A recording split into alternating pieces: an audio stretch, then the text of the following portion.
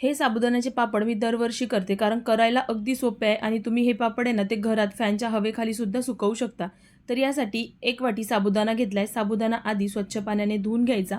नंतर या साबुदाण्यामध्ये आपल्याला पाणी घालायचं आहे. तर साबुदाण्याच्या वर थोडंसं वरती पाणी आलं पाहिजे, एवढं पाणी मी टाकून याला रात्रभर भिजू देणार आहे. कारण असं पाणी टाकलं ना तरच साबुदाणा चांगला भिजतो. तर बघा दुसऱ्या दिवशी सकाळी मी तुम्हाला दाखवते.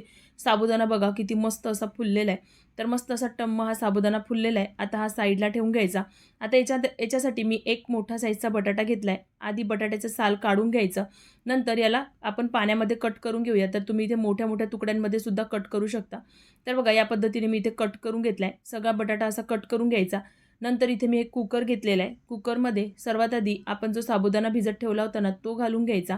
नंतर याच्यामध्ये आता आपण जो बटाटा कट करून घेतला होता, तो सुद्धा याच्यात घालायचा आहे. आता ज्या वाटीने आपण साबुदाणा घेतला आहे ना, त्याच वाटीने आपल्याला पाणी घालायचं आहे. तर 1 वाटी साबुदाण्यासाठी 6 वाटी मी इथे पाणी घातलेलं आहे. पाणी घातलं की याच्यामध्ये चवीपुरतं मीठ घालून घ्यायचं. नंतर आता मी याचं झाकण लावून याला 3 शिट्ट्या होऊ देणार आहे. मध्ये बघायची सुद्धा गरज नाही आहे. तर 3 शिट्ट्या आपण याला काढून घेऊया. तर मी ते आता गॅसवर ठेवून घेतला. याच्या 3 शिट्ट्या झाल्या, थोडासा थंड करून घेतला. नंतर हे काढून घेतलं आहे.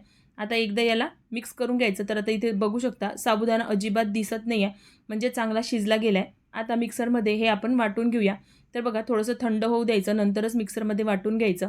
तर आता इथे बघू शकता हे मी मिक्सरमध्ये काढून घेतलं आहे. थोड्या वेळानंतर ना अजून हे घट्ट होतं. आता मी चटईवर एक पॉलिथिन टाकून घेतलं आहे आणि याच्यावर आपण आता हे पापड करून घेऊया. तर अगदी पांढरे शुभ्र काचेसारखे हे पापड होतात आणि कितीही पातळ करा अजिबात फाटत नाही आणि एवढे पातळ असतात ना तुम्ही हे घरात सुद्धा सुकवू शकतात.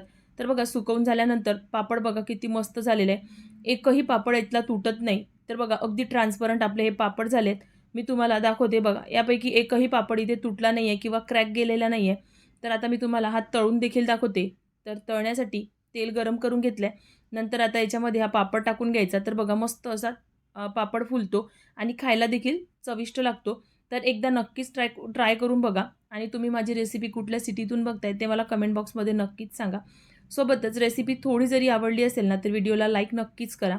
तर इथे बघा मी हे पापड तळून घेतले. तळल्यानंतर बघा किती मस्त असा पांढरा शुभ्र आपला हा पापड झालेला आहे. तुम्हाला वाटलं ना तुम्ही याच्यामध्ये जिरंसुद्धा घालू शकता किंवा मिरचीसुद्धा घालू शकता.